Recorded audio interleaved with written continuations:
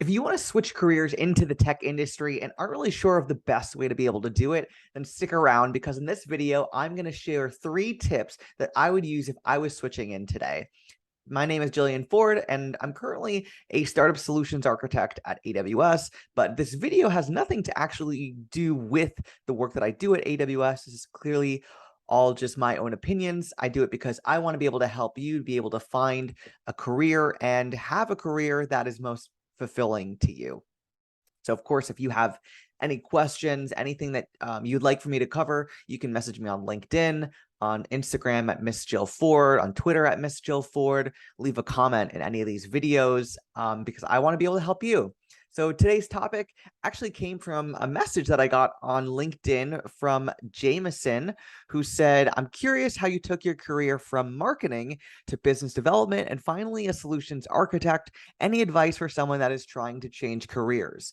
So I'm going to focus this a lot on tech, but these principles can really apply if maybe you're someone who wants to go into a different industry.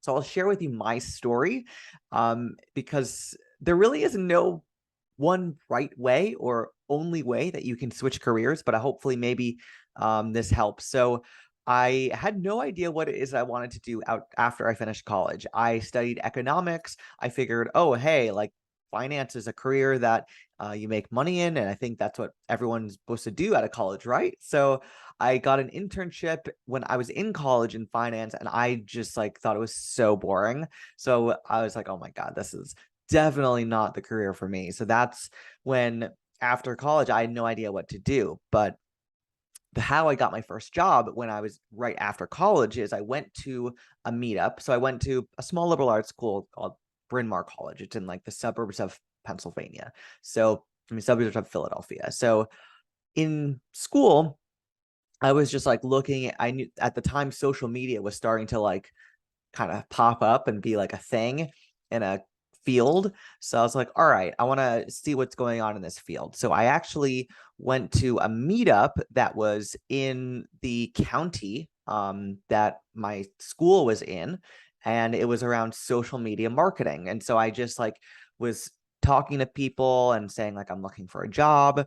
And that's how I actually met a small firm and the founder of that small firm, and he was like, oh yeah, we'll hire you. So that was my first job out of college. It was like SEO SEM for like small businesses, like a social media marketing agency. So takeaway from that, which is going to lead into my bigger point, is really getting in front of people in the industry that you want to get that job in. So make sure that you are going to conferences. Make sure that you are going to other meetups. If there's any other types of events where you can actually meet people in person, that's a great way of being able to expand your being able to get in front of the right people, whether that's a recruiter, someone at that company who can submit your resume on your behalf.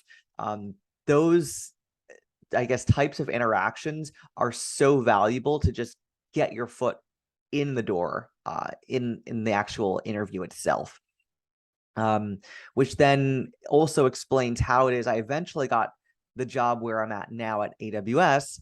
Is I then was went to a coding boot camp, and I'll explain the whole story linearly so that it can make sense. But I went to a coding boot camp. After I finished that coding boot camp, I then went to a conference that is called Grace Hopper. It is the largest women in tech conference in the tech industry. And when I was there, I just my only goal was like to go and find a job. So I had like a stack of resumes, and I was just like literally the whole time on the recruiting floor. Like I didn't go to any of the sessions. I was just like, I'm here to get a job. And I went to every single booth pretty much. I had the lousiest pitch. I had no idea what I was saying. And of course, the first couple of times it absolutely like I bombed it. Like I would just be like, hey, I like want a job. And they're like, no, like, why should we hire you? You don't have any experience. So sorry. And at this point, like, I don't know, I was probably had spoken to like 50 different companies. No one was interested. So it's just like, all right, whatever. At this point, like, I really have nothing to lose. And so that's when I was like, I'm just going to stop at the Amazon booth, like, whatever at this point. So I just go in.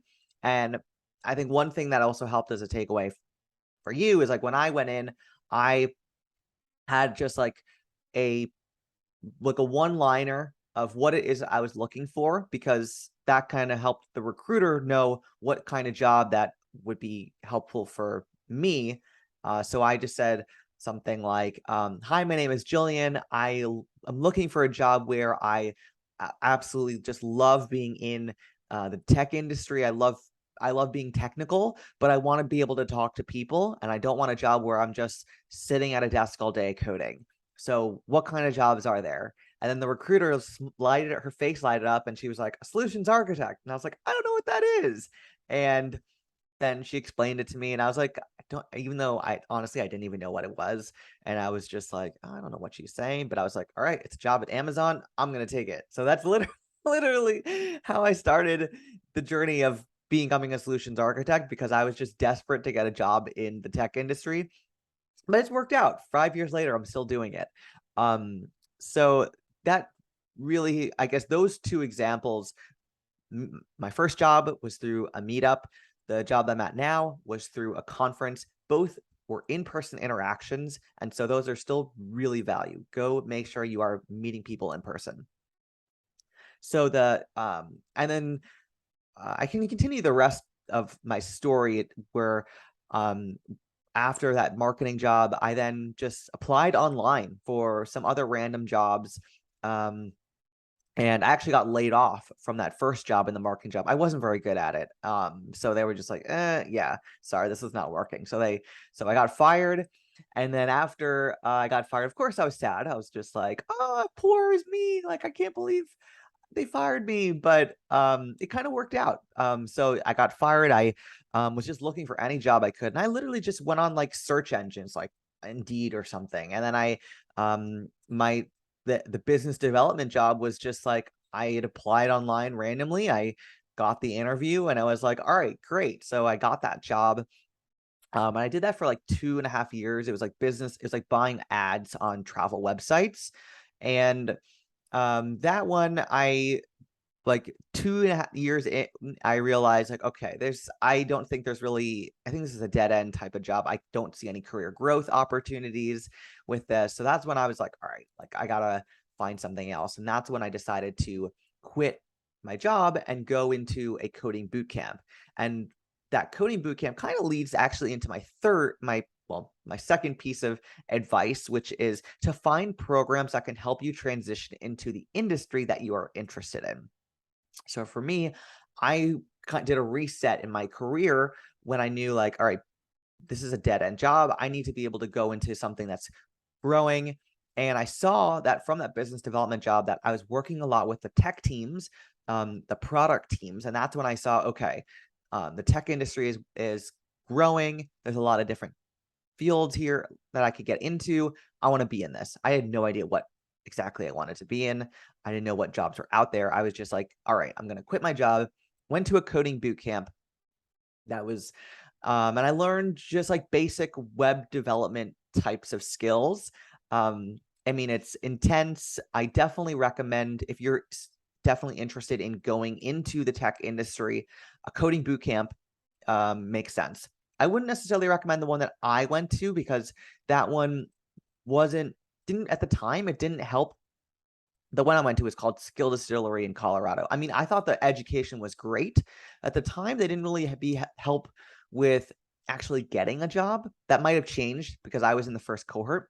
But there are other coding boot camps that I've heard that are out there, like General Assembly, where they actually do help you get a job right after college. I mean, sorry, right after the coding boot camp. So that could be, I think, a much better ROI than what happened to me, which was after the coding boot camp. So they didn't help me get a job. And I also was just a really bad programmer.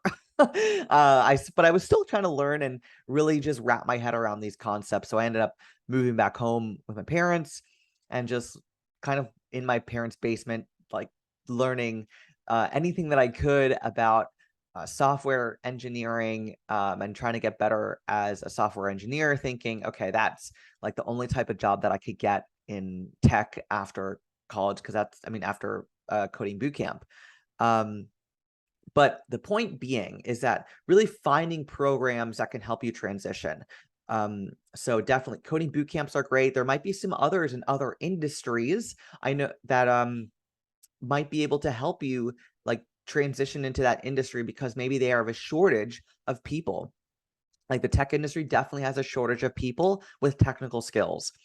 Um, the program that I ended up, how I got actually my first job at AWS was a program that was for people who are either newly college graduates or people that are transitioning into the tech industry for the first time. So I was like one of the oldest people who was actually in that job at when I was in like my cohort of people studying to become a solutions architect.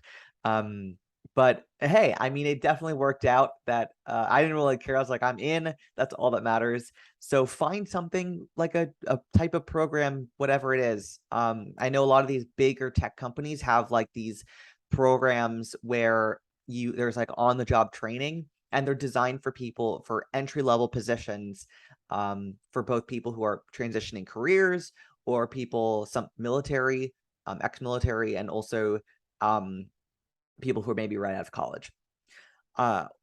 Also, if you were to take classes at a university, that could be another way of being able to reset your career and then get access to their network so you can then meet other people, other employers that are looking for maybe entry-level types of positions to be able to switch.